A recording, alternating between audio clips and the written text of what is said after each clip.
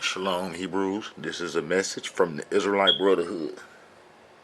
Okay, Hebrews, we're going to talk about the most quietest kept history on the whole face of this earth. You know, the most quietest kept history on the whole face of this earth. And you can look through the internet, and then, you know, the internet, Google, man, ain't an archive just about everything that's been written on the face of this earth. You can find it on the computer.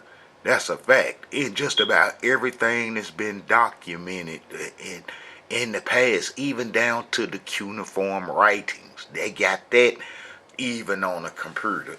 And they even break it down and try to explain it to you. But every history about every nation and people on the face of this earth has been documented.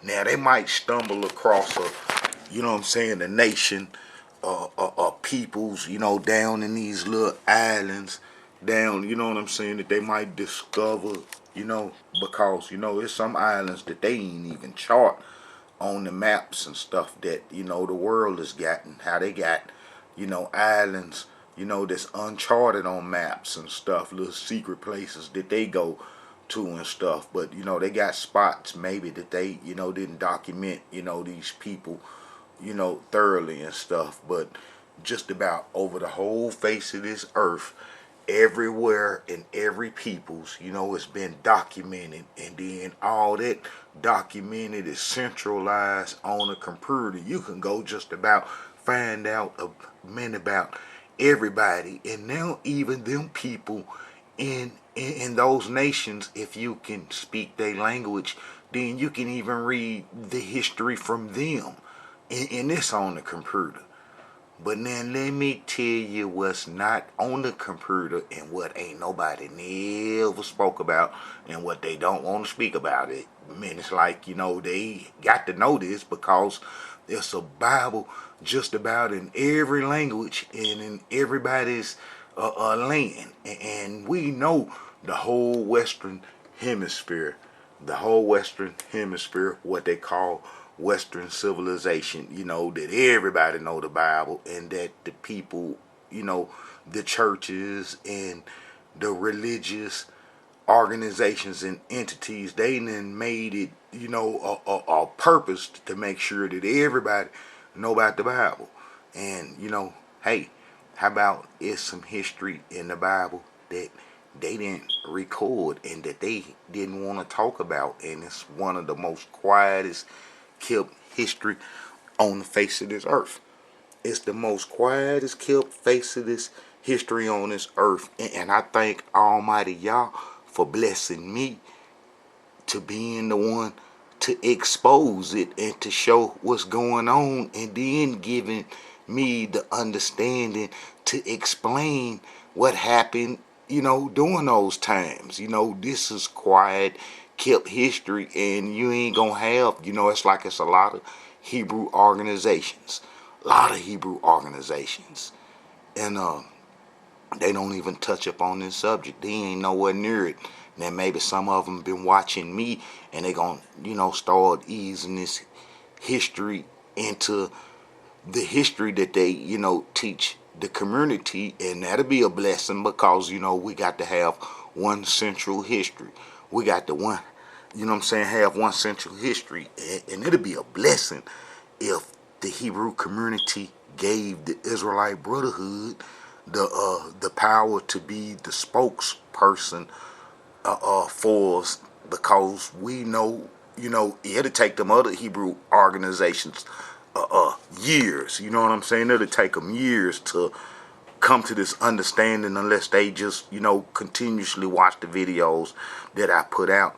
But how, we in the Israelite Brotherhood, if they had me for the spokesperson for the whole Israelite community, how we couldn't miss, because, I know what happened to us in detail, and this is quiet kept history, and I'm exposing this to you, Hebrews.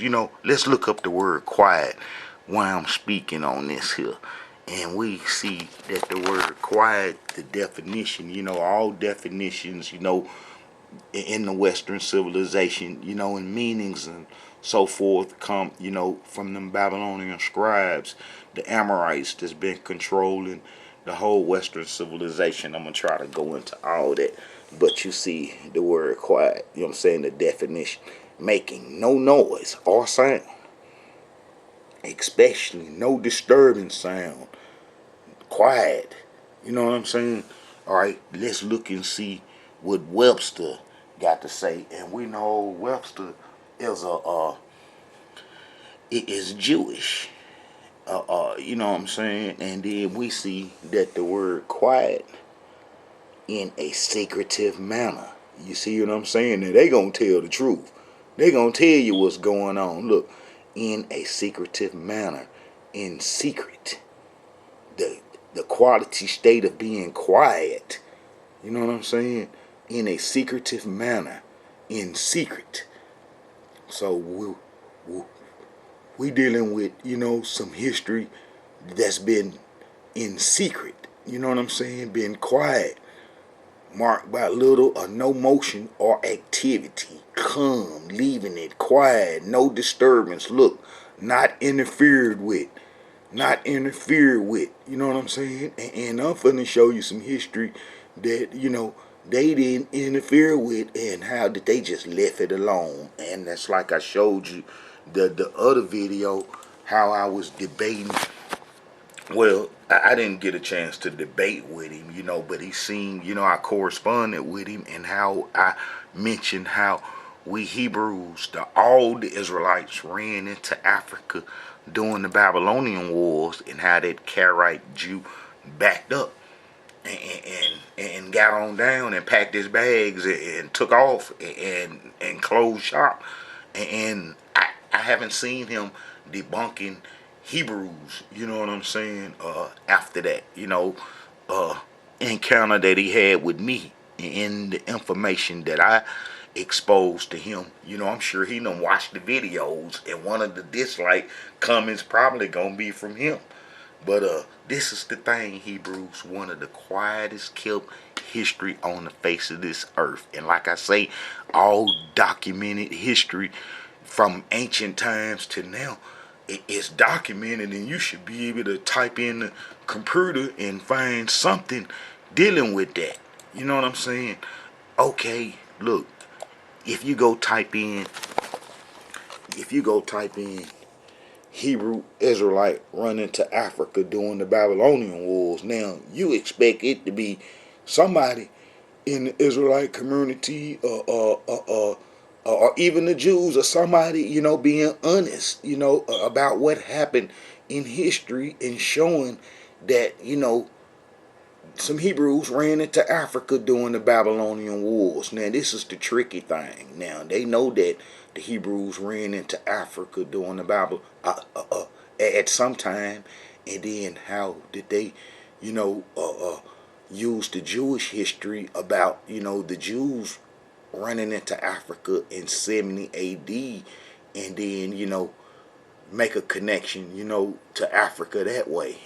And I show, Hebrews, that that's false, and how the people from that 70 AD era, fleeing from the Romans, to the proxy wars, what I call, they call it the Roman, wars over Judea, but I call it the proxy war between the Sephardics and Ashkenazi, and how Ashkenazi created Christianity and used Christianity to uproot them Edomites, and how that Ashkenazi tried to take control of the promised land, and then how that the Jews would go create a religion, and then come back and get the promised land back from them. And then I show you in history how the Sephardims prospered under Islamic control, and how even the Karaites were created under the under the Islamic control from the Caliphate, and back in them days. I show you all this history. This is a message from the Israelite Brotherhood. Alright, Hebrews, we should be able to type in, Hebrews run into Africa during the Babylonian wars, and get something. Now, if a whole bunch of history pop up, meaning about the Hebrews running into Africa during the Babylonian wars, then, outside the Israelite Brotherhood showing it, then that ain't gonna be no quiet history. But let's see. All right, you got the Hebrews in the moment. You got the black Hebrew Israelites, Israeli Park Authority, them Hebrews over there battling with them with them Jews over our land. And the Creator gonna bring us home. But those Hebrews are battling the Jews with Jewish myths. And the Jews, know that they are not the Israelites based upon those Jewish myths. So them Hebrews are not able to have no power. That's why I say that the Israelite Brotherhood needs to be some kind of way. The Hebrew community need to empower the Israelite Brotherhood, and that come from subscribing and watching these videos. And then, I pray to Almighty Yah that one day that, the Hebrews would be able to connect, personally, with me, dealing with this. But it'd be nice if the Hebrew Israelites gave the Israelite Brotherhood the the power to be the spokesperson to explain what happened to us. See, them Hebrews over there ain't able to back the Jews up. The Creator, got them there evidently, but they ain't able to back the Jews up and make the Jews leave them alone and give them the respect that they do. Is because that they using Jewish myths. You see what I'm saying? And they don't even have no history about what went down. They just blessed, to show you that it's the will of the Creator to be then made it home. Even with false history that they have, they made it home. And then that's a blessing. That show you that the Creator is working with us. All right, but as you see, look, they say the African Americans who made Israel their home. Yeah, that's the titles that these people then gave us in our captivity. Never have we defined ourselves unto now. And then when we do try to define ourselves, how our enemies try to ridicule us, and all those are curses and so forth. But as you see, you know what I'm saying? No Hebrews, running into Africa during the Babylonian wars, but me. Now, it'll bring you to me. It'll bring you to the history that I show. And like I say, it's a blessing from Almighty Yah to be, the first, organization and person personally to expose what really happened to us Israelites, and how, during the Babylonian wars is when, everything, went down, and how it's the quietest kept history on the face of this earth.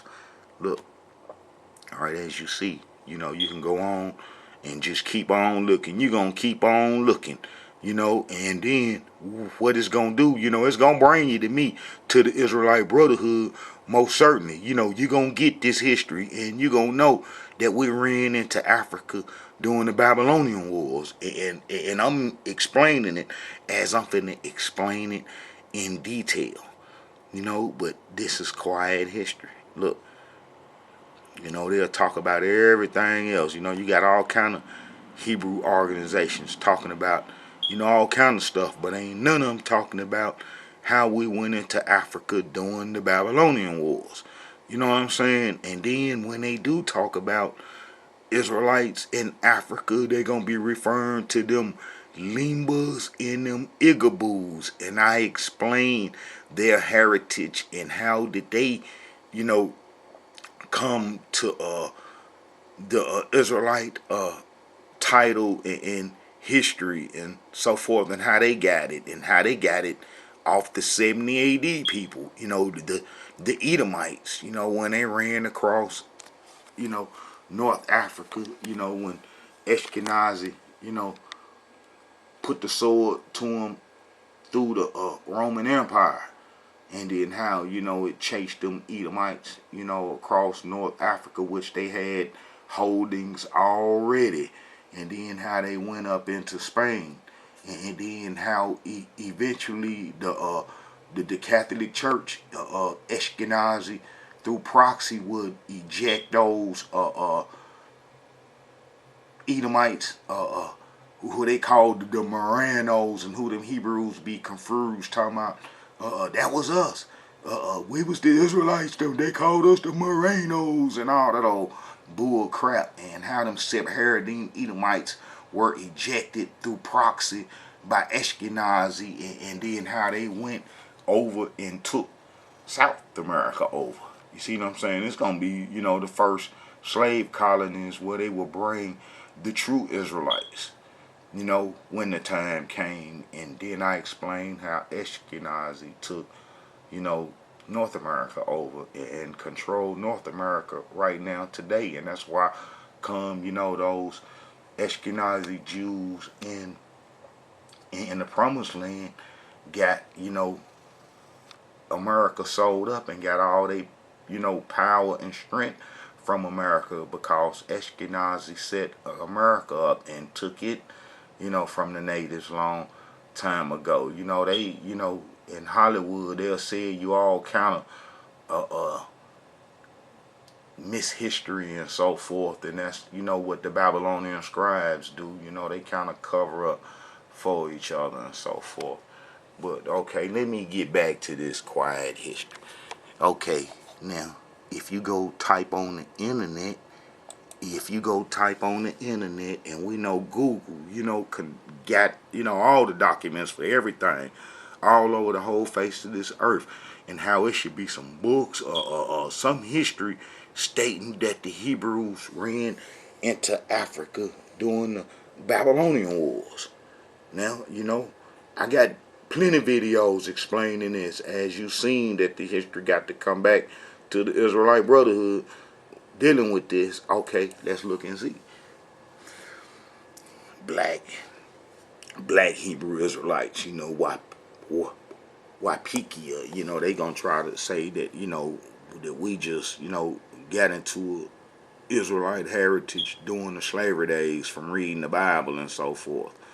And hey, it makes sense, because, that, man, if it happened that way, it's all to the good. However, which way we start waking up, because as I've shown in all the videos, how we Israelites abandoned heritage and went into Africa during the Babylonian wars to do the African religion.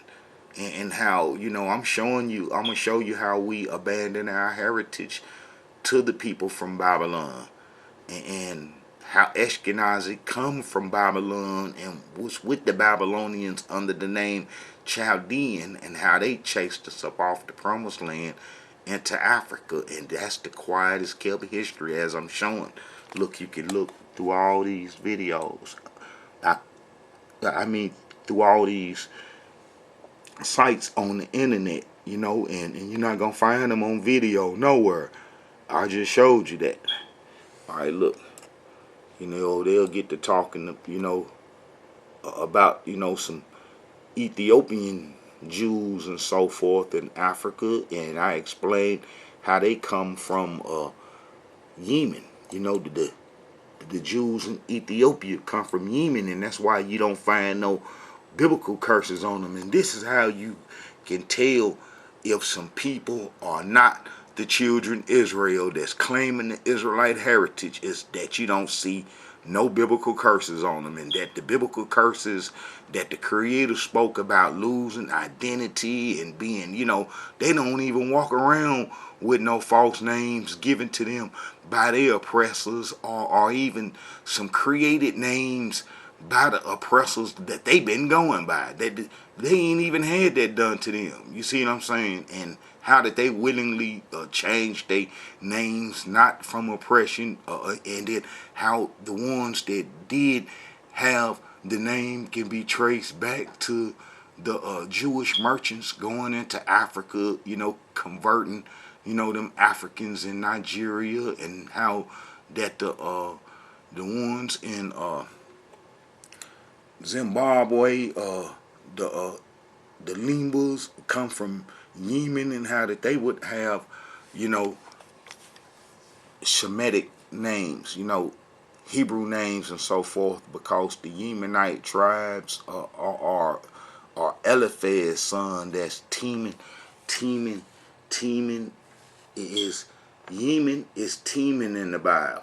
You know what I'm saying? And that's Edom's inheritance right here, and how that they would, have Hebrew names from taking the promised land over, as the prophet Obadiah stated would happen. And then that's what I want to go into, is how the prophet Obadiah prophesies in 835 BC how the Edomites would take the land over, and then how it come to pass during the Babylonian wars, when we Hebrews were chased into Africa, all the tribes during the Babylonian wars, and we was chased into Africa, and how we never returned.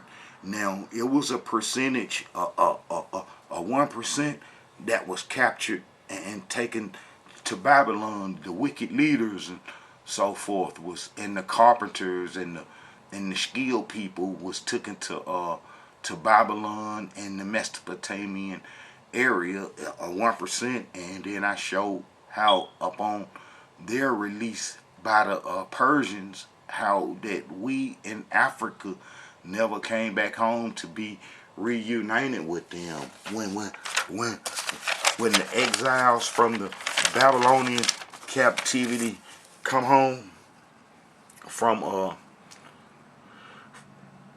that captivity, how we that went into Africa in the book of Jeremiah never came back out to be reunited with them. And that's that quiet history.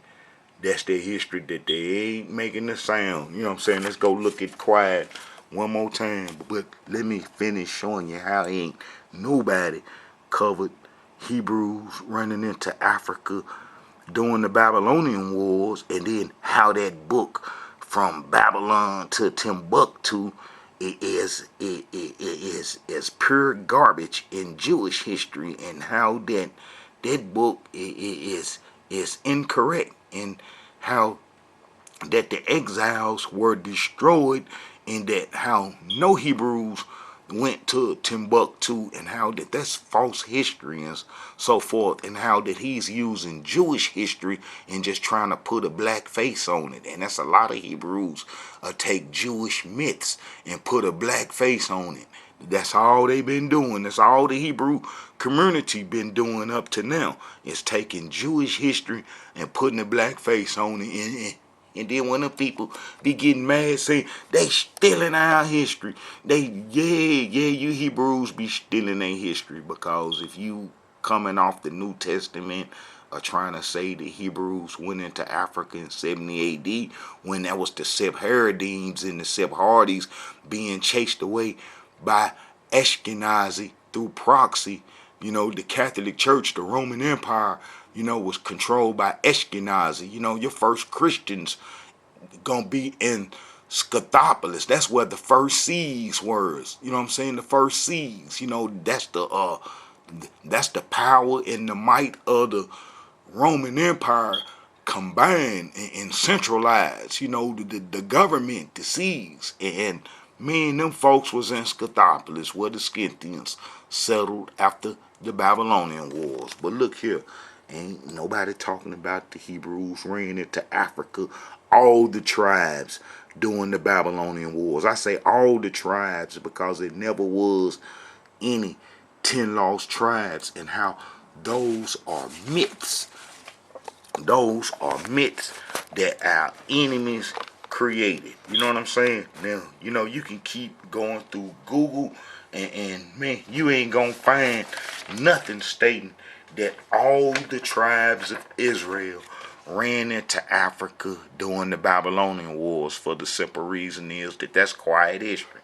And that how all praise be to Almighty Yah, is that the Israelite Brotherhood got the privilege and the blessings to expose, you know what I'm saying, this quiet history, and how we don't need this to be quiet no more.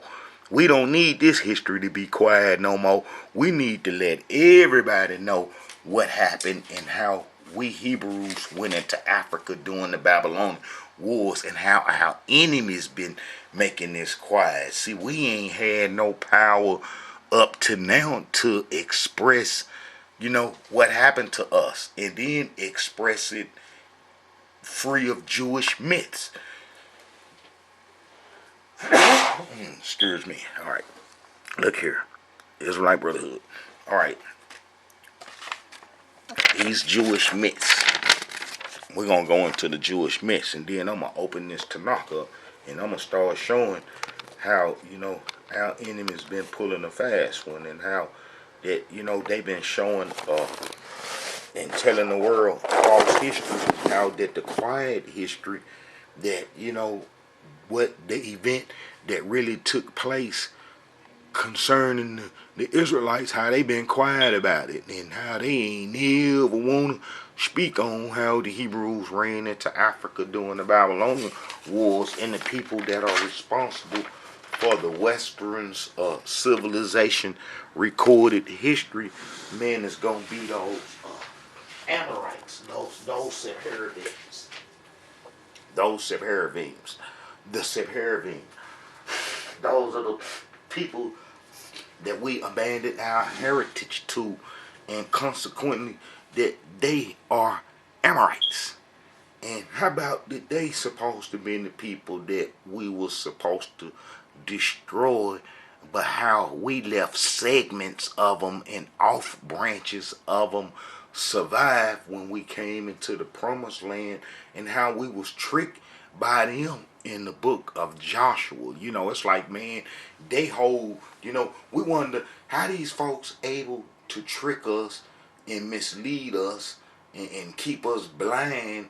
It's because that they've been, doing it for thousands of years. They've been, tricking us when we were in contact with them, or interacting with them. They was able to trick us, and they tricked us with their religion, and with their women, and with their trinkets, and you know what I'm saying. And then how that we didn't destroy them in the book of Joshua after Moses passed away, and we was coming into the promised land. The enemies was real crafty, and man, they came to us.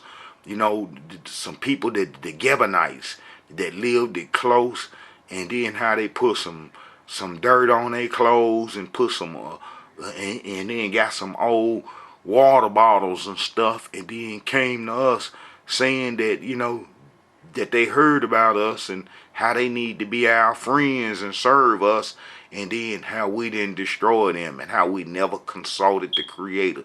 See, whenever we Israelites don't consult the Creator, man, there's always mistakes, and it's like almost like that today now. You got to pray every move you make, because if you don't, man, you're going to stumble. An obstacle going to be in your way. But if you pray to Almighty Yah about it, that how in some kind of way work its way out.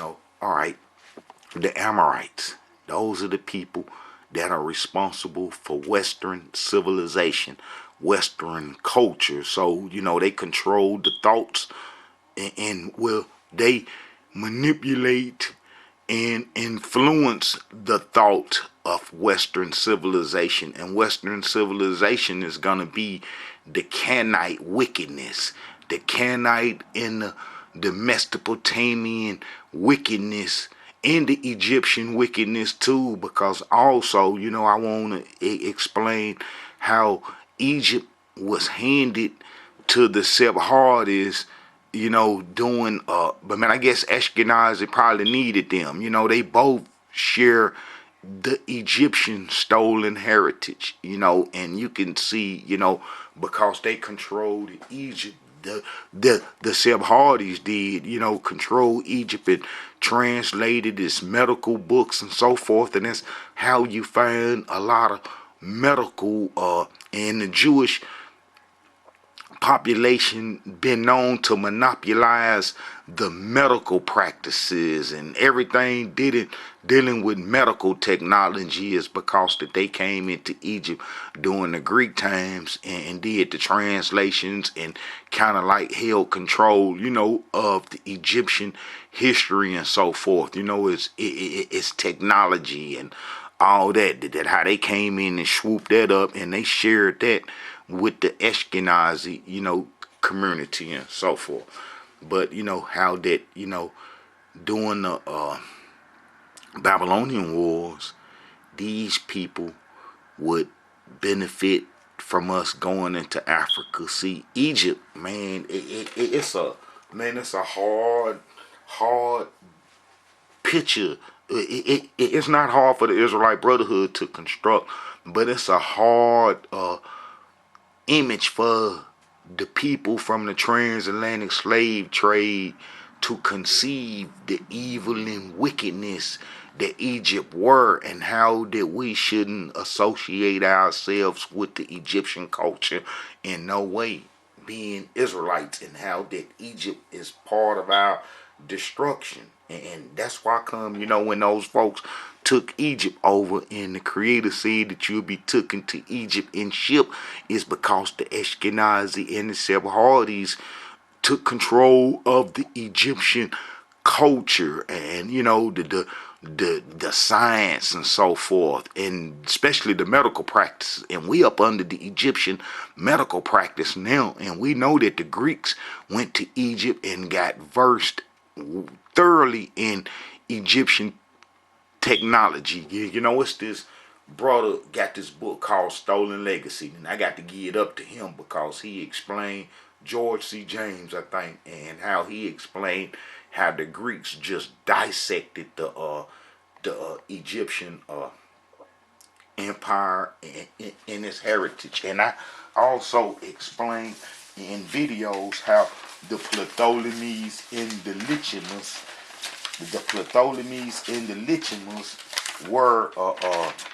were Greeks that was claiming Israelite heritage. The Ptolemies and the Lichamus. I got videos explaining this, how the Ptolemies and the Lichamus were claiming Israelite heritage, and that show you that something had to happen to the exiles. It's like a second history and so forth, and I might, get a chance to go into it, and how that the Lichamus, was one of, Alexander's bodyguards, and how that they, his descendants will become, co-high priests of what they call, the Israelites, who were actually Jews that was portraying to be Israelites. Like I said, we Hebrews abandoned our heritage to the Jews, to the Sephardi's during the Babylonian wars. And let me cover that too, and I'm gonna go into that, and then I'm gonna try to explain it all together, and how this is the most quietest kept history on the face of this earth, and how our enemies ain't recorded this, and how that they know recording this is gonna lead to us, especially if you see all the biblical consequences on us. Then it's evidently and elementary that the people from the transatlantic slave trade will be the Hebrew Israelites, because you got them from Africa, and that's what the Tanakh show, is that they ran into Africa during the Babylonian wars, and how we would never leave the Sahara Egyptian culture alone. It's like a lot of people don't know that Egypt is part of the Sahara. Egypt is part of the Sahara. Egypt is part of the Sahara. And if you go get a map, you're going to see that Egypt is part of the Sahara. And the Sahara religions, they worship them cattle. The golden calf was just an image. The golden calf was just an image. And how that, that's a Shahar religion. that's a Sahara religion. And how that, mainly Hebrews, we was full of Egyptian religion, and how we wouldn't leave it alone. You know what I'm saying? We wouldn't leave the Egyptian religion alone. And then that's what caused our enslavement. I had some maps. And I had some maps showing the outline of the Sahara.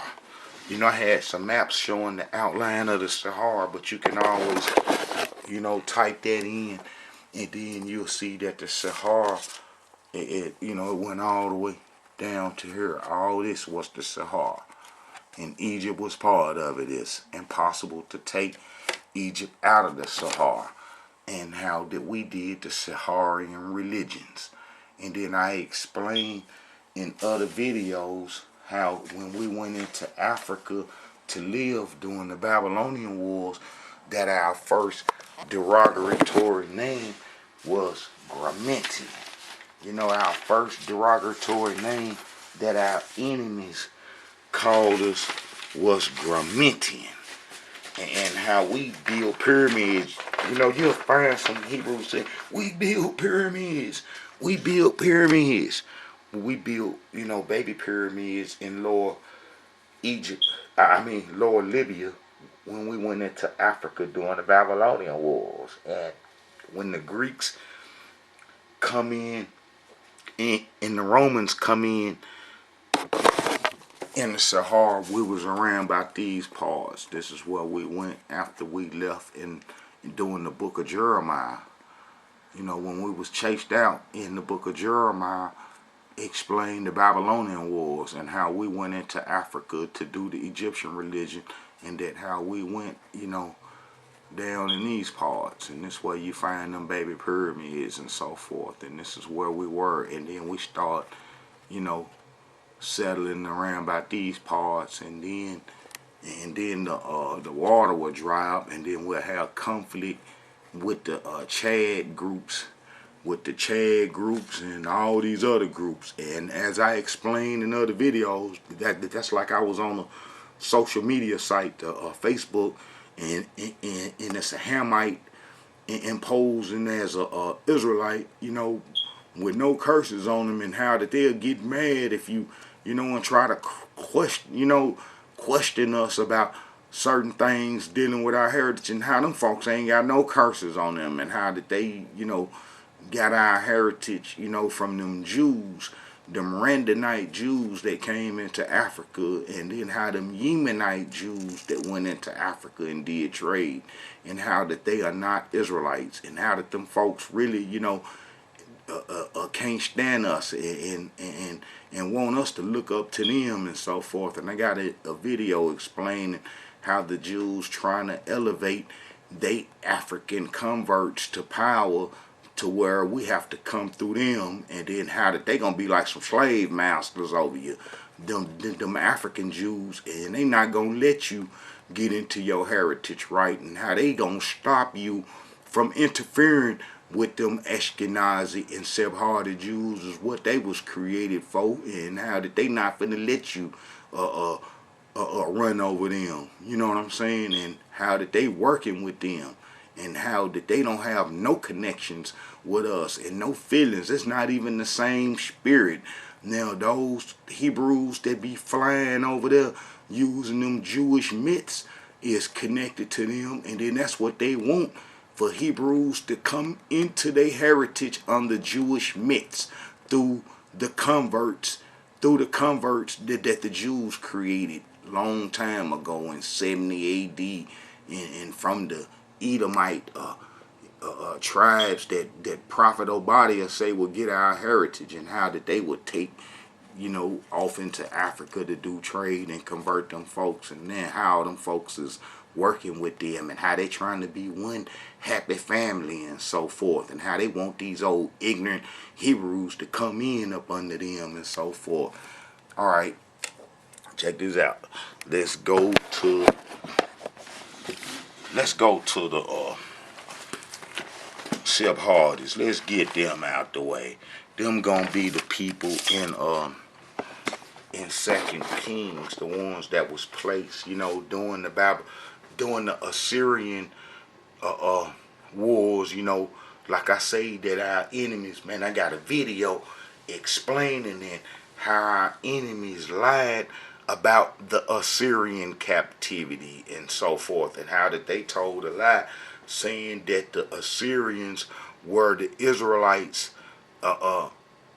mortal enemies to the end, and how that's false history, and how I show over and over in Tanakh history how that we Israelites interacted with the Assyrians, and how that we would use them, and then, you know, they got power, and then, you know, they would use us, and how we was robbing and doing everything evil and wicked with them, and they will be the same with us. And then I explained how the Assyrians let Ashkenazi get up in their land, you know, and how that the people from the Caucasus Mountain come down and start kicking it in Syria. And then I also got, you know, a video explaining how those peoples underground in Turkey, how them underground cities in Turkey were the devils, and everything you can imagine evil was underground in Turkey, and how they had got all them underground cities, like 40 of them, that can hold, each one can hold 20 and 30,000 people underground, and how they lived underground for hundreds of years. I explained that in the video, and how that they had big old rocks that they can roll to the entrance and stop you from getting in there. And then how all from Turkey, you know, which was the pagan kingdom, and the non-pigmented peoples, and how the Cimmerians all the way to the Scythians, who is Ashkenazi. I explained to you Hebrews how Ashkenazi code name in history is Scythian, and then that's how they've been fooling a lot of people, and that's how that they distance themselves. You know, it's like they flip the switch. You know, when it comes to biblical history, they'll use Scythian to, you know, to try to mislead you and let you, you know, not know that there's Ashkenazi and so forth. And I show you how Ashkenazi made up the Chaldean nation, took it over, and then how that they would, you know, be with the Babylonians, the Chaldeans, and how that them folks would come down and chase us out the promised land into Africa for saying that we wanted to, you know, because we said that we wanted to do the Egyptian religion. But the Assyrians were fighting these people in the later part, in the middle part of their empire history. You know, that's like around about, you know, they was coming out the mountains since the 10th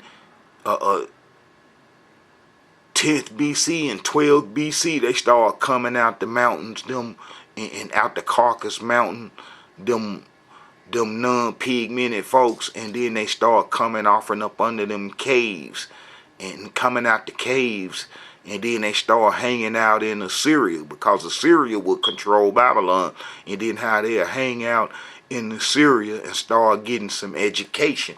And matter of fact, the Tanakh explain this in the sense that the prophet Ezekiel, man, I'm going to get back to those Babylonian scribes, but how the prophet Ezekiel explained how Assyria got the big head.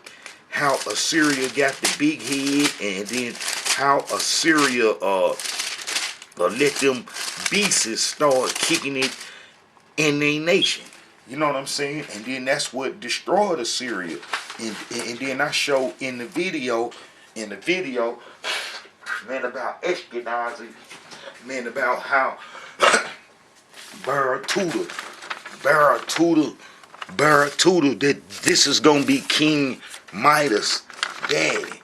This gonna be King Midas. You know that dude that they say, oh, Midas got the golden touch.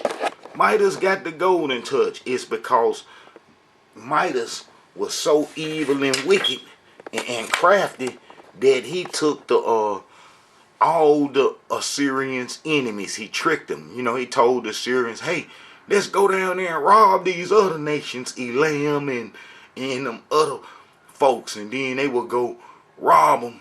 And then he went and got the other folks that Assyria robbed and came back with them and destroyed Assyria. And that's after kicking it in Assyria. Man, it's like letting somebody into your house to live, and then they just destroy and tear your whole house up, burn it down and tear it up and everything, and then you ain't got nowhere to stay. And then not only did they burn Assyria up and tear it up, they destroyed them, wiped them off the whole face of this earth. I got a video explaining, you know, how the Assyrians, you know, by the archaeologists explaining it today, how they got evidence showing that the Assyrians were massacred and depopulated and oh man, just wiped off the face of this earth. You know, genocide, and how that they, all of them was killed. Maybe the only ones that could have possibly survived is the ones that was in Africa during the satire history of Egypt. And then that's going to be when the Egyptians, were set up by the Assyrians. You know what I'm saying? And it's going to be one of those Assyrian, Egyptian kings that killed King Josiah. That, you know, it was a prophecy for, you know, King Josiah cleaned up the Egyptian religion, and then, you know, they would kill him. But that Egyptian power had came from the Assyrian take over Egypt. They're gonna be the first ones to come in there and take Egypt over. You know, the Assyrians did, and then they would set the Mishwish tribes up. Those gonna be the people that's responsible for the pyramids that's built on the west side of the Nile, and how did they would take the power from the upper Egyptians. The Assyrians came in there and kicked the upper Egyptians' tail, which would be the Nubian Ethiopian stock that had a Babylonian like connection, and how that the Libyan lower Egypt, the Mishwish tribes, and how that we had a connection with them from the prophet Joseph, you know, two sons, Manasseh and Ephraim, that was by, you know, the priest of own daughters, Asenath. And I explained in the video how that the Egyptians tricked us with that, especially after the prophet Abraham came into Egypt, and then, you know, the Egyptians couldn't, you know, take our mother, and then how another prophet came into Egypt, prophet Jacob, and then how did them Egyptians knew. Now this is when the northern, the southern, the lower Egypt and upper Egypt will be united with destroying us Hebrews, is when that they knew that after we left Egypt during Exodus that we would be a problem in the promised land, and how that they wouldn't be able to come across the promised land to do trade. And then this kind of, you know, if you look at this this map of the Assyrian Empire, and how you'll see that Judah was like the last little part. You know, the Assyrians, you know, is gonna be the people that the Babylonians destroyed. But, you know, at first the Syrians, you know, tried to get us to help them, and how that the tribe of Judah during that time was the only ones following the law. And this was during the time that King Josiah had cleaned the Egyptian religion up, and that was our only holdings, and how all the other Hebrews, you know, would be believing in Egyptian and Mesopotamian religion and so forth, and how all of us would be, you know, chased into Africa during the Babylonian wars, when when the Assyrians were destroyed by Ashkenazi under the name Scythia. Man, this is easy, man. This is easy history now. This is easy history, but this is the quietest kept history, is that, the Hebrews went into Africa during the Babylonian Wars. But let me show you this, like I said, about Assyria, how those folks was kicking it in Assyria, and then how the prophet Ezekiel explained this, and then I'm going to go to showing how we abandoned our heritage to the Sephardi Jews when we was chased into Africa during the Babylonian Wars, and how that's the quietest kept history, and that's the whole book of Jeremiah deal with that, and how that no history followed the Israelites into Africa in the book of Jeremiah, and how that they didn't record, and it kind of make sense because that they didn't come into Africa with us, the people that was placed in Samaria in 722 BC by the Assyrians, and how that they didn't go into Africa with us, and how that they were scribes and book writers for Babylon, and how that when we left our heritage, and how that they start writing history, but they didn't go into Africa to record what happened to us, is because they picked the hat up, the history hat, and put it on their head and start wearing it, telling folks that they Israelites when they really wasn't. And that's how the whole world been fooled, and that's why history been quiet too. Also, all right, this is, look, the glory and fall of Assyria. This is the prophet Ezekiel, and this is 31. And I tell you how Baratuda, let me explain a little bit how Baratuda and all them folks, Baratuda, that's King Midas' daddy. That's King Midas was his son, and how Baratuda, and all them was kicking it in Assyria, and then how the prophet Jonah had went there in 760 BC, and was telling them Assyrians to straighten up and stop being evil and stop being wicked. The tribe of Ephraim did trade, was like the middleman for the Assyrians with dealing with the Egyptians, and how we would take, trade, into Egypt, for the Assyrians, the Assyrians, because our empire, went a little towards that way, and then how that, them folks would use us to be the middleman, and then how the tribe of Ephraim would take the trade into Assyria. I mean, into Egypt for the Assyrians, and then this is right here. This is Hosea 12.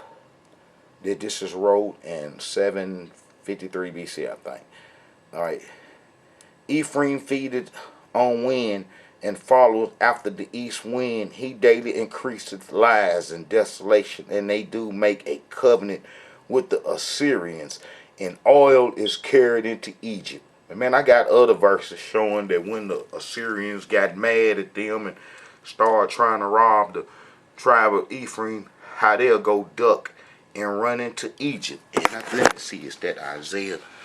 Is that Isaiah verse that I got marked there? And how they'll go duck and run into Egypt. Let me see. Yeah, man, they'll go duck and run into Egypt. The tribe of Ephraim would. All right, let's see. Isaiah, and then I'm gonna show you how the Assyrians got their mouth tore out, and for fooling with them folks that they let kick it in Assyria, them folks that was coming out the caves, and that's gonna be Ashkenazi under the name Scythian and Baratuda and them. Baratuda and them would come out the caves and so forth, and then go to Assyria and clean up.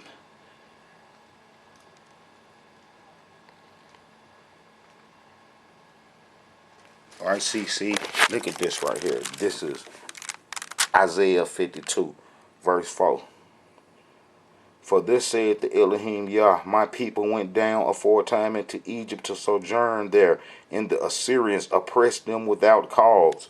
You know, that's going to be the tribe of Ephraim, probably some of them getting robbed by the Assyrians, because the Assyrians was a robbing nation. You know, they was a robbing nation, and they would go rob, and then they started to get mixed, and then that mixing is what destroyed them, you know, and made it possible for the Babylonians to come in there and get them and so forth, because they started to lose their true ethnic stock, which was of an African origin. All right, but let's look at what Prophet Ezekiel said, man, about Assyria in this fall. All right, this is Ezekiel 31, and it come to pass in the 11th year, as I explained, that prophet Jonah had went to Assyria to tell them to stop being evil, and that's what the book of Jonah is about. And then how that's because they had them Scythians and them other folks kicking it there, being evil and wicked, and then how that they had believed in the Creator, the Assyrians did, and then how did they, you know, went wicked from kicking it with them non-pigmented peoples, and then how did they got destroyed, and then how did they will come rob and bother us too, and that would be, you know, part of their destruction. All right, and it come to pass in the 11th year, in the 3rd month, in the 1st day of the month, that the word came unto me, saying, Son of man, speak unto Pharaoh king of Egypt, and to his multitude, whom art thou like in thy greatness? And then look, this Pharaoh during this time of the Babylonian captivity, they were set up, the Mishwish tribes, the Necho land, and the Satai history, though they were set up by the Assyrians. So the Assyrian, this Pharaoh here that Prophet Ezekiel talking about, would be a line of rulers that the Assyrians had set up from its invasion of Egypt, as I showed at first, and they would be the Setai kings. The Assyrian Empire began an invasion of Egypt in 671 BC. You know, when Prophet Ezekiel was having his problems, this was around 595 BC. But these would be the same kings. And look, and installed the Setai kings from West Africa, which was Lower Egypt, Lower Libya, where the pyramids was, who could trace they heritage to Halapolis and to the priest of On, who we would have kindred with through the tribe of Ephraim and Manasseh, where these kings right here, and then the obelisk, you know, that was erected, you know, from our bondage in Egypt is in Central Park too also, you know, that's connected, you know, to these folks, and, you know, in the time. All right, but installed the Setai king from West Africa, who controlled Lower Egypt. All right, that's what the Assyrians did. All right, but this is what Prophet Ezekiel say. Son of man, speak unto Pharaoh, king of Egypt, and to the multitude whom thou like in thy greatness. Behold, the Assyrians was a cedar in Lebanon with fair branches and with a shattering shroud. You know what I'm saying? It was way up there, meaning high, and gave, you know, shade to the other trees. Let me see. And of a high stature, and his top was among the thick boughs. You know, the tree getting way up there, reaching into the skies. The waters made him great. The deep set him up on high, with her rivers running round about his plants, and set out her little rivers unto all the trees of the field. You know, it's like the Syrians, you know, got strong by us kicking it with it, and us, you know, being blessed, you know, having the blessing of the Creator, because the Creator was in our lives and around then. He didn't, you know, turn his back and his face on us, and how, you know, the Creator was, you know, in our lives, as you see that the history was recorded in the Tanakh about our dealings in association with the Assyrians. You know, so the Creator was there. All right, so, you know, the Syrians got the big head. Look, the waters made him great. The deep set him up on high with her running rivers round about his plants, and sent out her little rivers unto all the trees of the field. Those are the little kingdoms and so forth that the Assyrians put on, that was, associating with us, because like I said, we would take all into Egypt for the Assyrians, and they would get gold, and they could, the other little folks that they could put on that was kindred to them. And then, them folks underground would start coming and hanging around Assyria. So Assyria gonna start get the big head.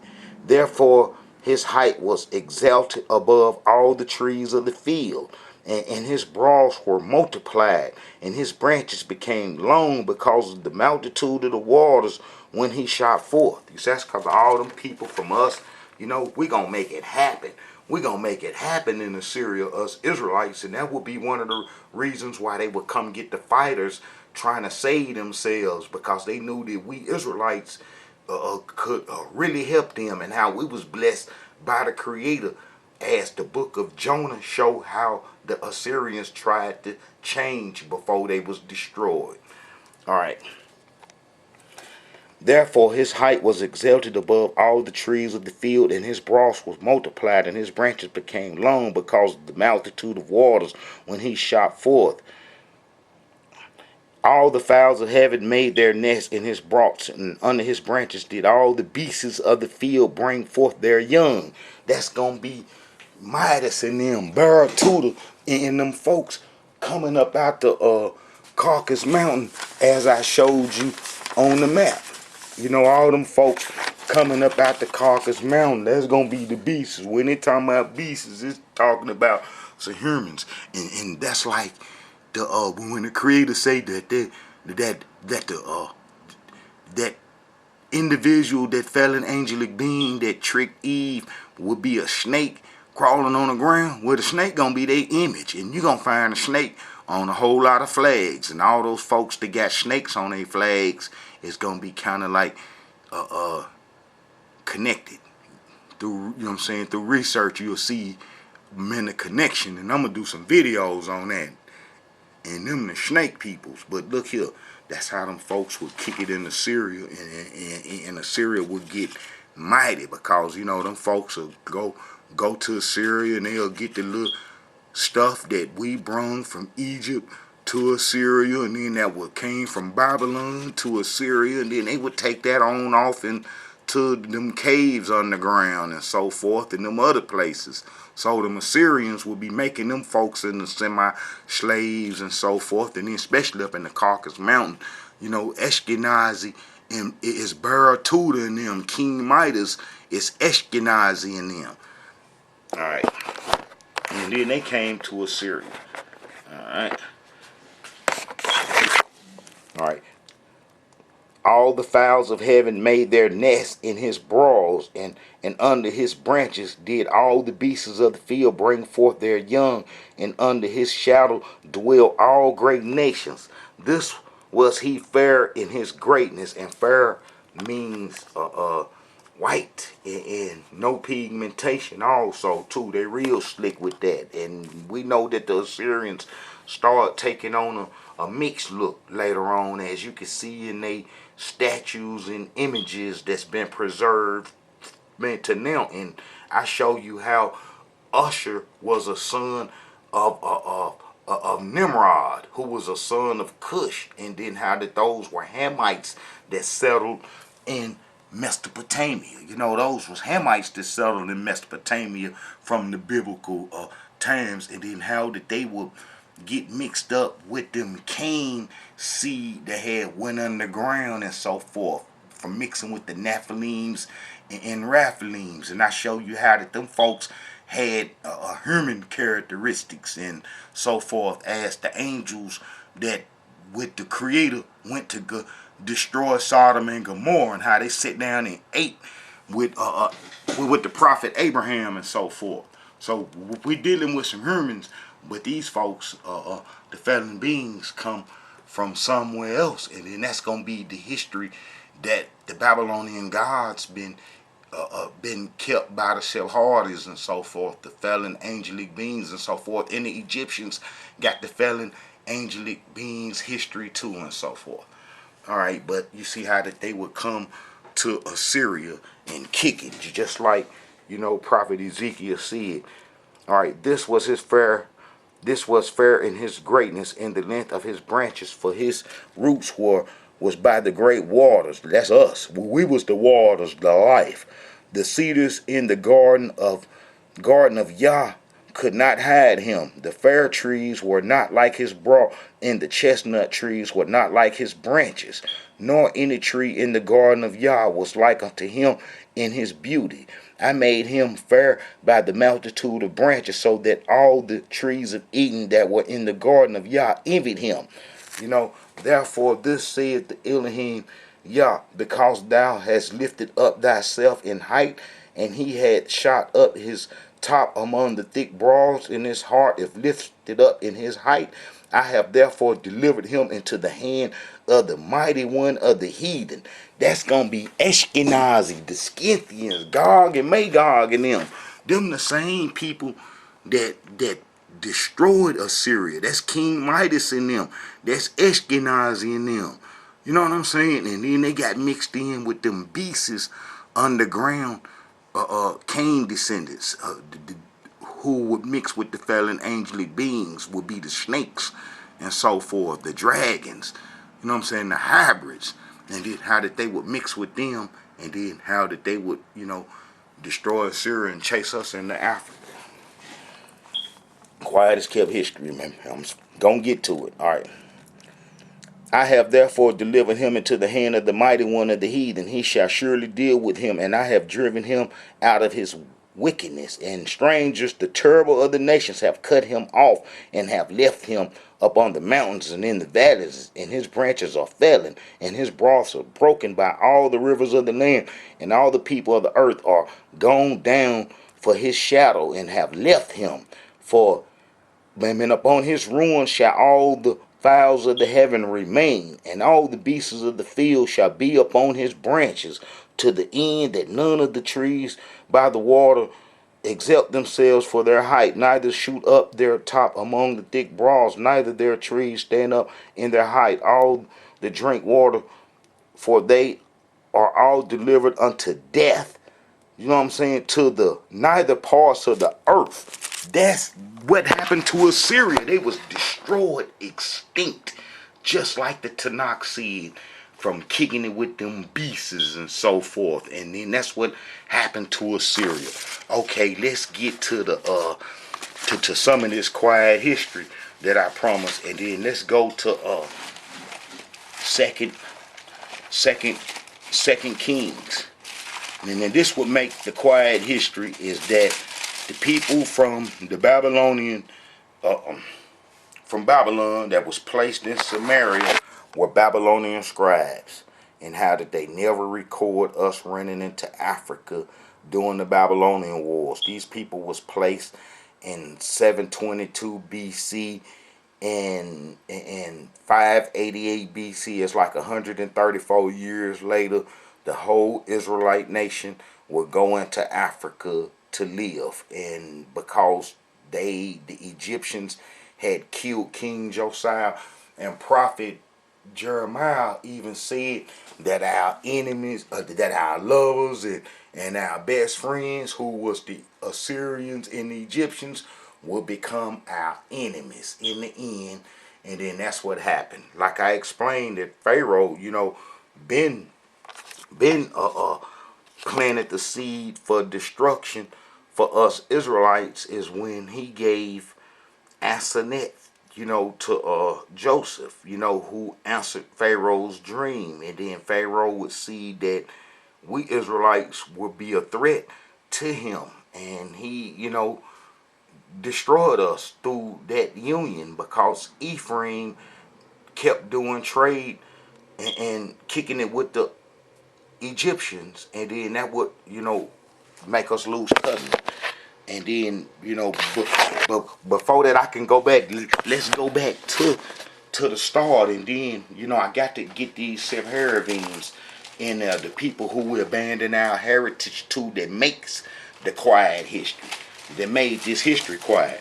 All right, if you go to Exodus, no, that's gonna be Genesis 42, man. I think when it's dealing with, I can't, I ain't gonna have time to read the whole Bible, but I'm gonna try to give you a picture that you can understand that what happened to us and how this is quiet history. All right, if you go to Genesis 42, you'll see that Pharaoh gave Joseph, Antoinette, the priest of On daughter. That's after Joseph and then answered his dreams and so forth.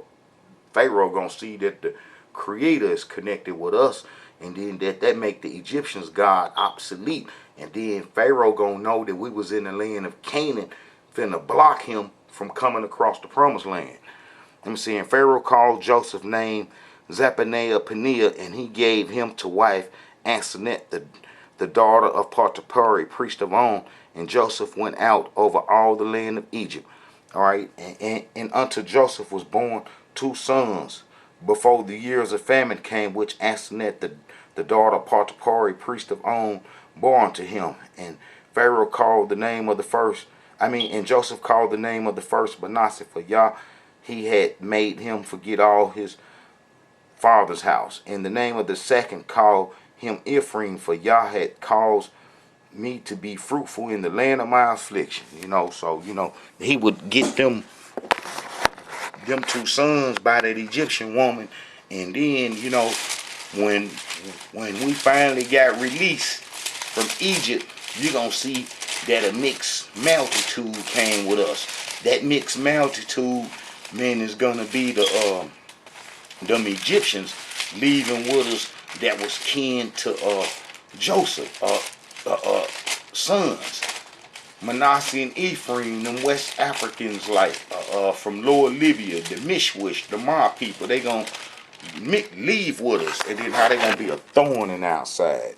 Look, you see Exodus, that's gonna be Exodus 12, verse 38. And a mixed multitude went up also with them, flocks and herds, and even very much cattle. They was cattle worshippers. And then it's gonna be the same people that when Prophet Moses leave to go get the law, and then how they gonna influence us to make them golden calves, which was like what the cross is to Christianity, and how the golden calf represent the Ayas, Horus, Amen, Ra, Ptah religions and so forth. And then how that they would cause us to stumble and fall. And then how when Prophet Moses come down out of the mountain, how he we wandered around till we shook some of them folks off. But them Exodus 32 go into how we made that golden calf with them mixed folks that had left with us. And then from the tribe of Ephraim, you're gonna see that the Egyptians was looking out for Jeroboam, who was chased into Egypt by Solomon. Now this is going go towards the end, and then how Solomon was so wicked and evil that he chased Jeroboam into Africa, and then Jeroboam would come out with that Egyptian religion and put it on the northern kingdom. And then while we was on that Egyptian religion, let's show that Jeroboam was from the tribe of Ephraim. Let me see, that's gonna be all right. If you go to 1 Kings 11:26, and Jeroboam the son of Nebat, an Ephrathite, that's Ephraimite of Zerubbabel, so he gonna be kin to the Egyptians. Solomon's servant, whose mother's name was Zurah, a widow, even he lifted up his hand against the king. And Solomon sought therefore to kill Jeroboam, and Jeroboam arose and fled into Egypt unto Shawshane. That's gonna be his kin. That's gonna be his kin, and they gonna be a lower Libya stock that control lower Libya. That's gonna be his kin. That's gonna be his people. And king of Egypt, and was in Egypt unto the death of Solomon. All right, it was a prophecy for King Josiah to clean up the Egyptian religion. Now this is in 931 BC when Solomon died and Jeroboam come out of Egypt with that mess. How about we stayed on the Egyptian religion for 300 years, and it was a prophecy for King Josiah to clean it up, who cleaned up the Egyptian religion. But guess what? During this time that we was on the Egyptian religion is when the Sephardims from Babylon was placed in our land by the Assyrians. They was doing all kind of stuff to us. Whenever we ain't on the covenant or trying to follow the covenant, man, our enemies pop all kind of tricks and games on us. You know, them Amorites wanted to get the promised land back. And the Amorites are these Babylonian scribes. You know, it's like the Amorites are responsible for Sippar. And Sippar is the place where them Babylonian scribes come from. And they responsible for all the gods of Babylon. Norajab, Marduk, Nabu, and you know, even the Gilgamesh epics and so forth. And then how did the scribes that's responsible for Babylon history, see Murray, all this is the Amorites controlled land in Mesopotamia, and how I explained we didn't take the land thoroughly from the Amorites when we come out of Egypt doing Exodus, and how we was tricked. Well, some more of them, some scribes, the most important ones, was placed in our land in 722 BC while we was on the Egyptian religion that Jeroboam put us on, that he brought from Egypt to help them come across the promised land to do trade with their people in Mesopotamia and so forth. Like I say, if we on the Egyptian religion, it's over with. And how even then it's like, you know, the tribe of Judah was the only one that was in the way, and then how the king Josiah was from the tribe of Judah, and how them Egyptians would kill him and put us on the Egyptian religion, and then we were going to Africa, and that's what the book of Jeremiah is about. All right, but you see this here in 722 BC, while we was on the Egyptian religion, the Sephardims was placed in Samaria in 722 BC, and these are the people that we abandoned our heritage to. All right, and the king of Assyria brought men from Babylon, and from Cuddar, and from Abel, and from Hamath, and from Sepharvaim, and placed them in the cities of Samaria instead of the children of Israel, and they possessed Samaria and dwelt therein. Okay, and as you read, you'll see that these folks will start to try to do whatever they was doing in the northern kingdom. And look, as you read, man, to 2 Kings 17, and then get down to verse 32. So they feared the Elohim and made unto themselves of the lords of them priests of the high places, which sacrificed for them in the houses of the high place. They feared the Elohim and served their own gods. That's how they can switch and keep both entities going. The Babylonian tradition, they ain't broke contact with, as I got a video showing how the Sephardims went home to Sippar during the Babylonian wars and did trade, and how that they would try to mask that off as Israelites going to Babylon doing trade and so forth. Man, these folks cold. All right. So they was in our land in 722 BC. All right. So that's the Sephardims place. And then as you read, you know, let's go to Second Chronicles, because that's dealing with King Hezekiah. You know, this dealing with King Hezekiah, and it was during King Hezekiah's reign is when them folks that was placed in Samaria came to the Passover dinner. So they show you that they doing our heritage right there, and then how they had kindred in Jerusalem because they are Amorites. You know, like I showed you, you know, the people from Sippar in Babylon. If you type in the Amorite founders of Babylon, you'll see that they explain it thoroughly and easily. But if you go to 2 Chronicles chapter 30, you'll see that this also killed it 10 lost tribe myth, because this is in 715 BC. This is 7 years after the so-called Assyrians supposed to have took the 10 tribes, which they only took 3, the fighters, to help them fight against Ashkenazi, who was up in Assyria lodged. As I explained, how did they come from out them caves and got into Syria and was finna destroy it. Alright. So Hezekiah gonna tell you that we even escaped the Syrians.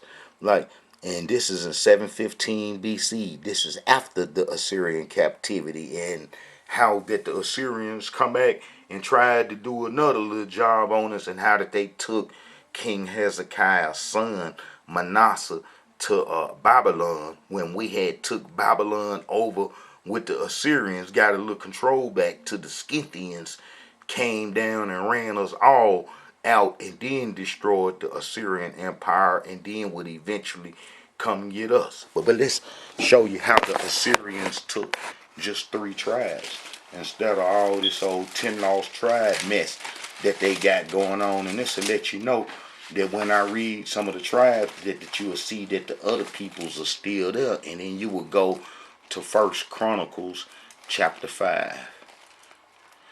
First Chronicles chapter 5. Man.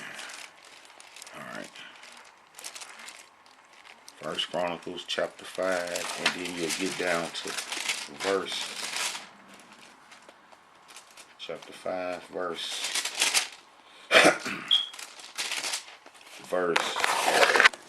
18. Alright. The sons of Reuben, the Gadites, and the half tribe of Manasseh, valiant men, able to bear buckler and sword, and to shoot bow, and skillful in war, were 44,703 that went out to war. All right, and then as you read over to 26, and the king, and the Yah of Israel stirred up the spirit of Paul, king of Assyria, and the spirit of Talcanazer, king of Assyria, and he carried them away. The Reubenites, the Gadites, and the half tribe of Manasseh. Those was the fighters. Those are the ones, our fighting tribes that got us our heritage, and they lived deep in the enemy's territory. So it was easy to kidnap them when we wasn't on the covenant and doing the covenant that the Creator gave us. And when they was on them Egyptian religion, that's what the king of Assyria come snatch them up. Let me see, and brought them unto Hala, Harbor, and Her, and to the river Gozon unto this day. And then as you read about them rivers, you'll see that that's the same spot where the prophet Ezekiel was taken to. All right. So we see that the Syrians just took 3 tribes, and you know, them tribes probably would be stationed, them fighting tribes, some of them fighters throughout the other tribes too. But you know, he came and got them. And I'm going to show you this. And Hezekiah sent, this is in 715 BC. And Hezekiah sent to all Israel in Judah, and wrote letters unto Ephraim and Manasseh, that they should come to the house of the Elohim at Jerusalem to keep the Passover unto the Elohim Yah. For the king had taken great counsel, him and his princes and all the congregation in Jerusalem, to keep the Passover in the 2nd month. For they could not keep it at that time, because the priests had not sanctified themselves sufficiently, neither had the people gathered themselves together to Jerusalem. And the thing pleased the king and all the congregation. So they established a decree to make proclamation throughout all Israel, even from Beersheba even to Dan, that they should come to keep the Passover unto the Elohim Yah of Israel at Jerusalem, for they had not done it of a long time in such sort that it was written. Now he wrote a letter to the whole, meant to the whole inheritance. Let's look and see what Beersheba and Dan is. All right. Look, you see Beersheba right there. That's Beersheba. And then he wrote a letter that circulated all the way to Dan. All right, now you remember me mentioning saying that Reuben, Gad, and Manasseh lived in the enemy's territory. You see that? Gad, Reuben. and the half tribe of Manasseh right there in the middle, and then the other half on the other side. So them the people that the Assyrians would come snatch, and we know that Assyria is, that way. All right. So you know what I'm saying. He wrote the letter that circulated from Beersheba from to Dan. So the post went with the letters from the king and his princes throughout all Israel and Judah, according to the commandment of the king, saying, Ye children of Israel, turn again unto the Elohim Yah of Abraham, Isaac, and Israel, and he will return to the remain of you that are escaped out of the hands of the king of Assyria. So, we know that we escaped the Syrians, and that 10 lost tribe mess is a lie. And then as you read on down, he gonna start naming off a few of the tribes. So the post passed from city to city through the country of Ephraim, Manasseh, even unto Zebulun, but they laughed them to scorn and mocked them. Nevertheless, the verse of Asher, Manasseh, and Zebulun humbled themselves and came to Jerusalem. So, them folks come to Jerusalem doing a Passover dinner, and then as you read on down, for a multitude of people, even of Manasseh, Ephraim, Ishkar, Zebulun, had not cleansed themselves, yet they did eat the Passover, otherwise that it was written. But King Hezekiah prayed for them, saying, The good Elohim pardon everyone. All right, and then as you read, he gonna tell you that some strangers, which is going to be those Sepharvims and them other folks that was placed 7 years before and by the king of Assyria, them Sepharvims that I just read, when they was placed in Samaria, how they going to be the strangers. And then I got a video talking with, with that Karaite, how that's all he cried about is don't do the strangers wrong. Don't do the strangers wrong. Well, these are going to be the strangers. This is going to be the Sephardi Jews. Strangers coming to a covenant that we had. It didn't have nothing to do with them. And let me see. And all the congregation of Judah with the priests. This is 30 verse 25. The second Chronicles.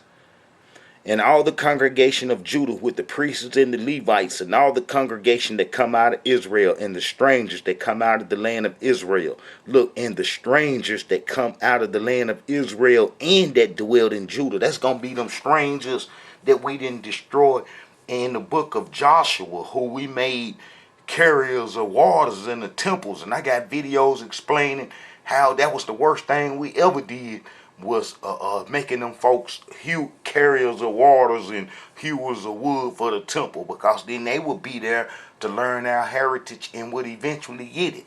And then that's what happened. And then these are the Sepharvims coming to the Passover dinner at under King Hezekiah. Let's see what this Ezekiel. Oh yeah, the strangers. Yeah, the strangers all in the Bible. Whenever it's talking about strangers, it's gonna be talking about them. Let's see what this 7:21 say. But they came to the Passover dinner so that they would be versed well with our heritage. They would be versed with our heritage. And look, our land. And I will give it into the hand of strangers for a prey, and to the wicked of the earth for a spoil, and they shall pollute it, our heritage. And you know what I'm saying? And that's what they did to us, polluted us. Let me see. My face will I turn from them, and they shall pollute my secret place, for the robbers shall enter into it and defile it. And then I show you how that happened during the book of Nehemiah, how that Tobiah dude, that Ammonite, Ammonite, Edomite, from Mesopotamia came and got in the temple, and then that would call the exiles to be destroyed. Okay. But you see how they come to the Passover dinner, the strangers. And then that's going to be the Sephardi Jews, the Sepharvims, who are the Sephardi Jews today. And then if you go to Second Chronicles 34, King Hezekiah's great grandson is going to be King Josiah.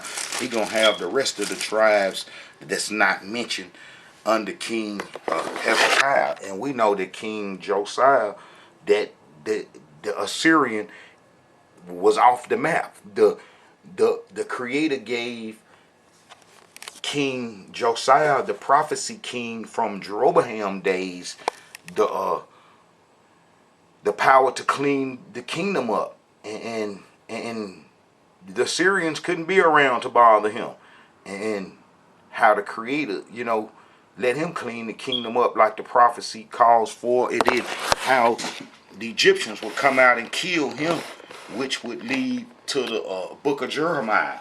And then how all them tribes that I just showed you were still around, we all would go into Africa during the Babylonian wars. And that's been the quietest kept history. Alright, so if we go to that's gonna be 1 Kings 13 with the showing that the prophecy for King Josiah, this is in 931 BC, and we know that King Josiah come 300 years later, so we was waiting on him a good long time.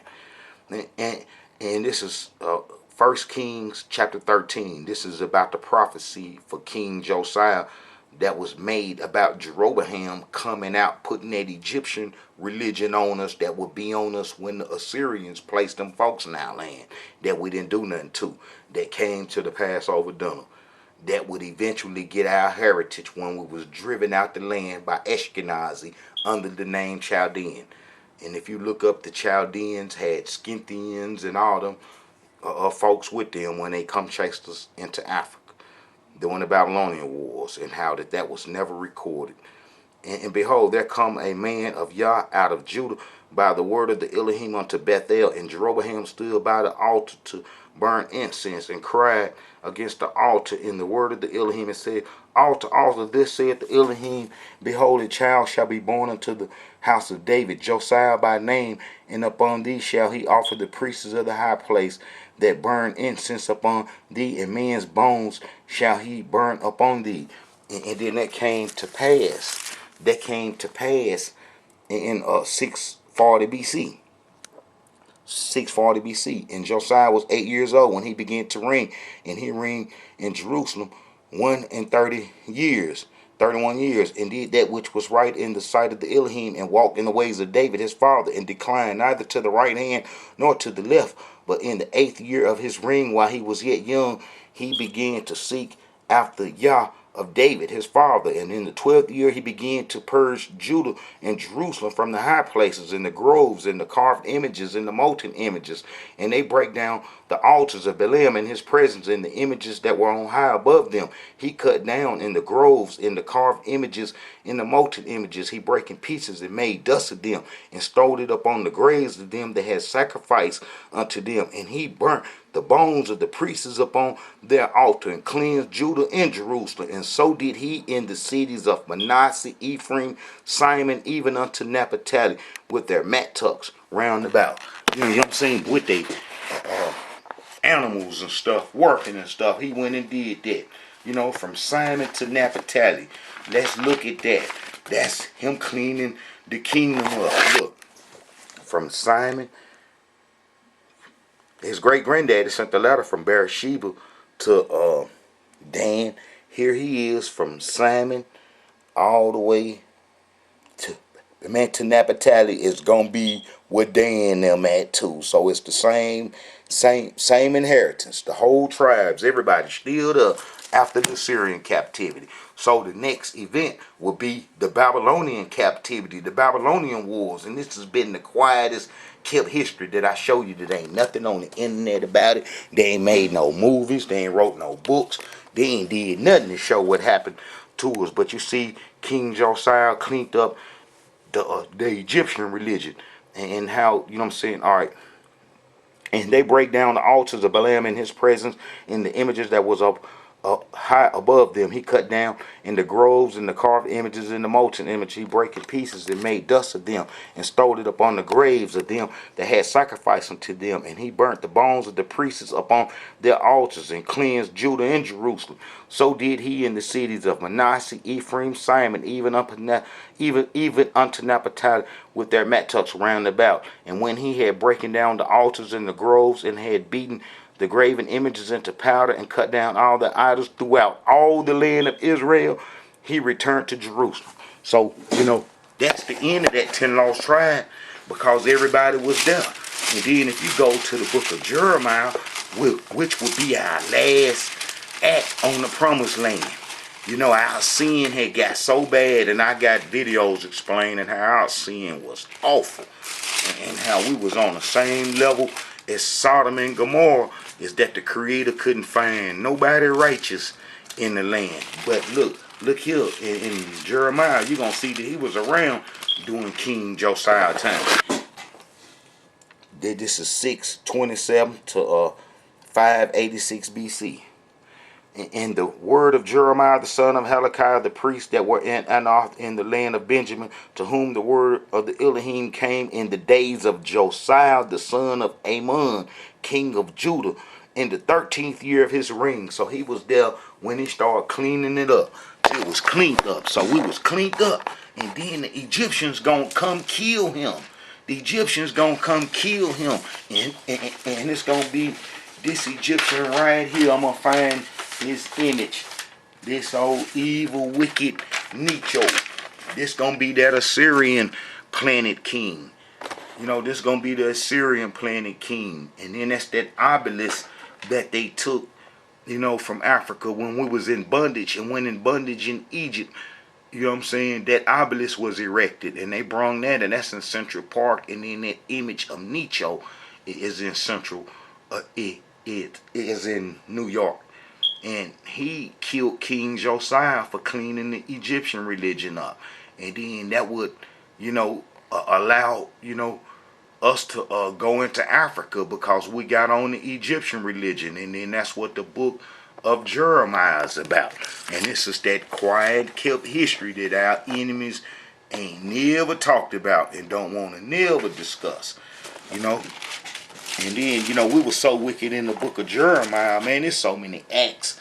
And it's a good book to read because you will see the state of mind that we was in before we was driven into Africa. And then when you get to this part, man, you know, we was worshiping the Egyptian religion because the Egyptians had killed King Josiah.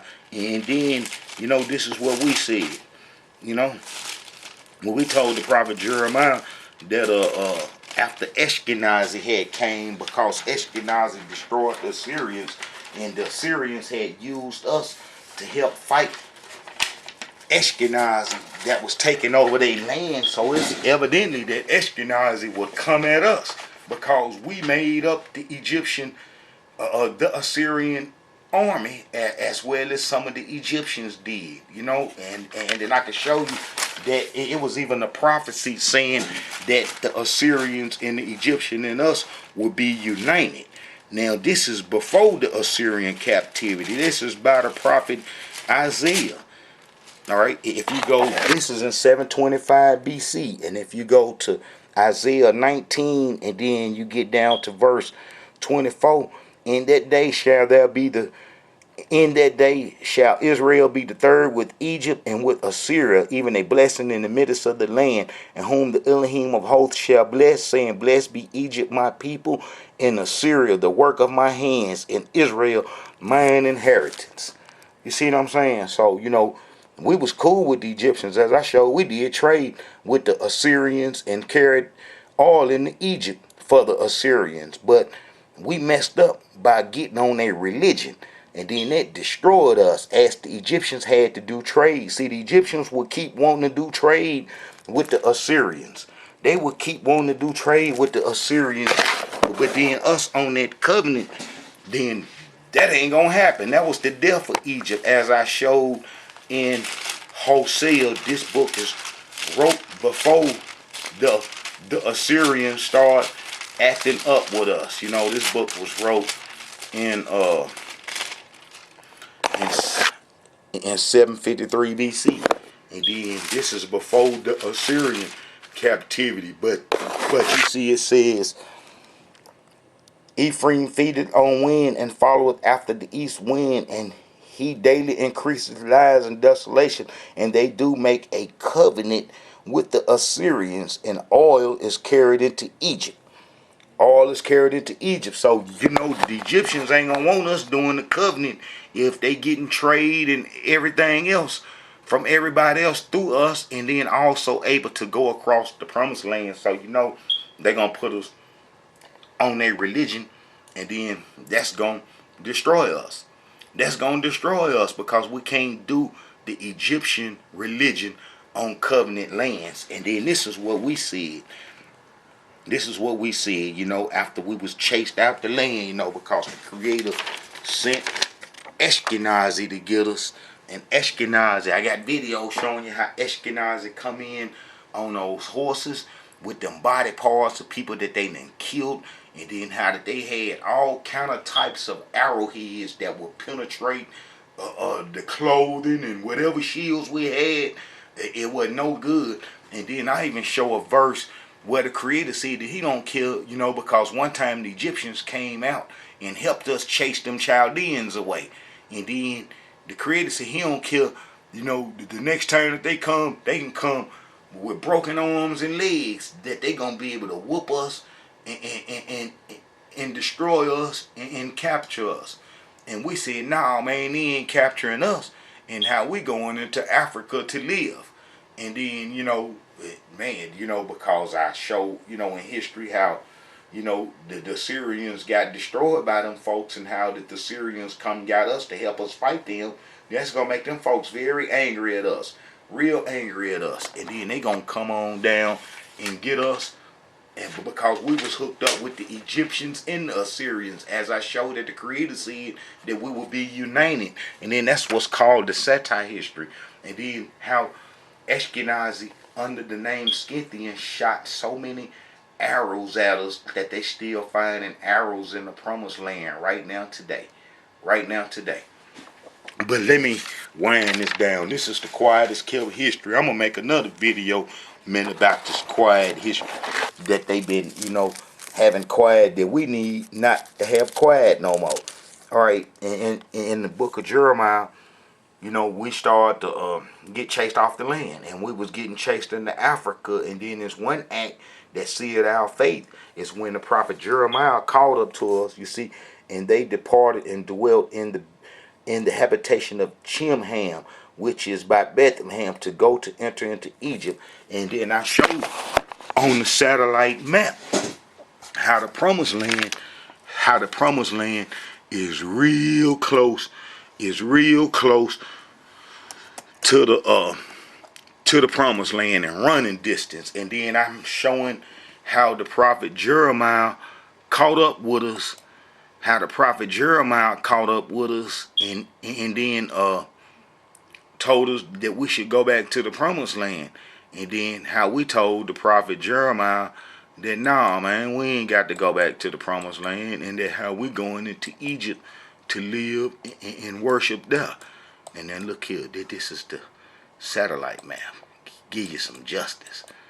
Alright, and then you just see where it said that we was in near Chiham. And then look, all this is the promised land right here. Running distance to the, look, all this is the promised land. Look, running distance. This is Egypt. When the prophet Jeremiah caught up with us, we was about over here. And then as you get a little closer, you're going to see that this is satellite. Look, this is Egypt right there. This is the promised land right there. That's the promised land. And look, there go Egypt right there. That ain't nowhere. If you can see it this close, man, on satellite, it's a close distance. Look, you're going to even see the settlements. Look, even more settlements of land. Look, settlements of land. Them cities right there. Them cities, look, this the promised land right here. This the promised land right there. All that's the promised land. This little city, this probably what Chimham was right there. And then look, them lands right there. Look, them villages, them towns been there for thousands of years. We would have ran there. Look, all along the coast, where the water at, where the breeze is settlements, and we would have took this highway right on into Egypt, just like the Tanakh said, right on into Egypt. Man, and here now we in Africa. Little short distance. And then that's when the prophet Jeremiah called up to us. Look.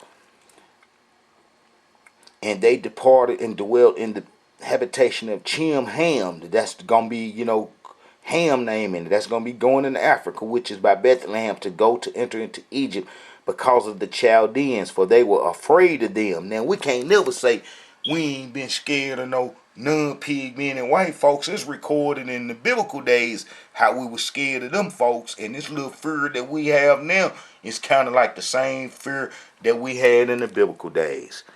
You know what I'm saying? So, them folks came after us. And if you go to Second Kings, this is the same act. This is the quietest kept history. You go to Second Kings chapter 25, verse 26.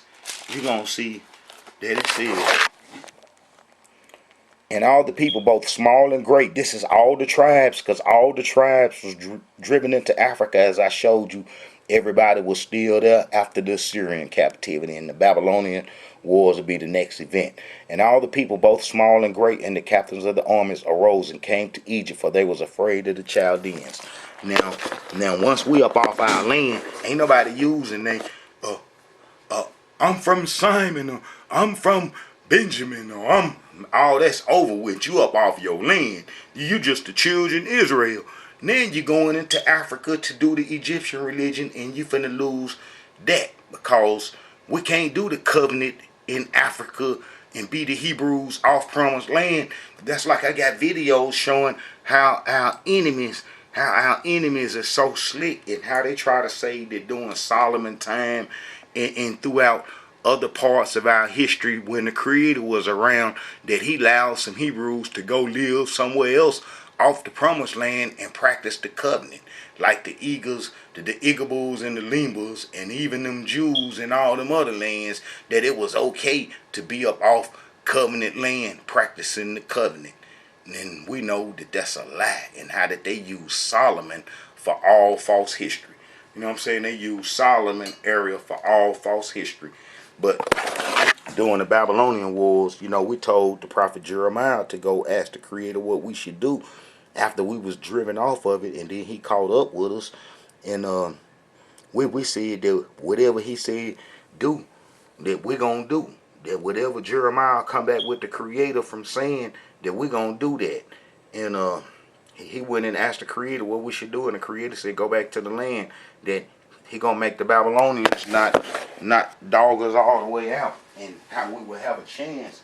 And we told the prophet Jeremiah that the Creator didn't say that, and that how he telling a lie, and how we going back into Africa to stay. And then this is what we say. Let me see. So Johan the son of Ker and all the captains of the force and the whole people obeyed not the. Let me see. Where that's at.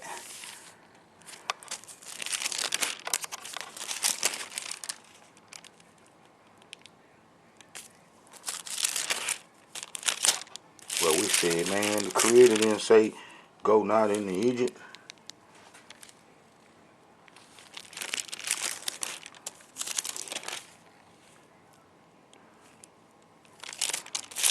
Find it in a minute. This should be 43. Let me see. All right. So Johan the son of Ker and all the captains of the force took all the remain. All right.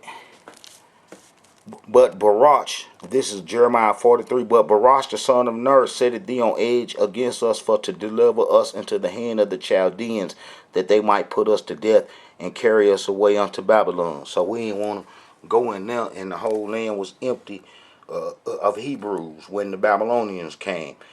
And as you read chapter 44, verse 2, so this said the Elohim of hosts, the Yah of Israel, ye have seen all the evil that I have brought upon Jerusalem and all the cities of Judah, and behold, this day they are a desolation, and no man dwelleth therein. So when we get chased into Africa during the Babylonian wars, that our enemies that was placed in our land, that were scribes from Sippar to Sepharvims, they didn't get chased nowhere. The Babylonians was kin to them, and then how that they will have our whole heritage. And this is what we said going into Africa. And this is the quietest kept history right here. And how nobody ever speak about this, or ever wrote about this, or ever wrote about this little part in history, and how they discuss everything but this. All right, and then as you get down to Jeremiah 44, so that, all right.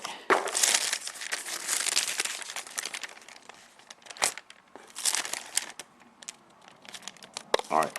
Then all the men which knew that their wives had burnt incense unto other gods, and all the women that stood by, a great multitude, even all the people that dwell in the land of Egypt and Pathros, answered Jeremiah, saying, As for the word that thou hast spoken unto us in the name of the Elohim, we will not hearken unto thee, but we will certainly do so whatever thing go forth out of our own mouth, to burn incense unto the Queen of Heaven, and to pour out drink offerings unto her, as we have done, we and our fathers, our kings, our princes, in the cities of Judah and in the streets of Jerusalem. For then had we plenty of food, and were well, and saw no evil. But since we left off to burn incense unto the Queen of Heaven, that's the Egyptian religion, to pour out drink offerings unto her, we have wanted all things, and have been consumed by the sword and by famine. That was it. It was over with. And you'll see in the first part, we told the prophet Jeremiah that we'll do whatever he say that the Creator say. And then when he say stay, we said no. And, and, and unto Jeremiah the prophet, let we beseech thee. Let me see. This is Jeremiah 42. Then all the captains of the forces, and Johanan, Ker, and Jezaniah, the son of Hosea, and all the people, this is on our way into Egypt, from the least even unto the greatest, came to Jeremiah, saying unto Jeremiah the prophet, Let we beseech thee, our supplication be accepted before thee, and pray for us unto the Elohim thy Yah, even for all this remain. For we are left few of many, as thine eyes do behold, that the Elohim thy Yah may show us the way wherein we may walk, in the things that we may do. Then the prophet Jeremiah said unto them, I have heard you, and behold, I will pray unto you and your Yah according to your words. And it shall come to pass that whatsoever thing the Elohim shall answer you, I will declare it unto you, and I will keep nothing back from you. Then they said unto Jeremiah, The Elohim be a true and faithful witness between us, if we do not, even according to all the things which the Elohim shall send thee to us. That was the curses right there. That was breaking the covenant. That was the curses. We disrespect the Creator. And then we said, whatever Jeremiah say that he say, we're going to do. And as you read, Jeremiah going to tell us to stay in the land. And then as you read and get to 44, you're going to see that we said that we was going into Africa, and that the Creator didn't say that.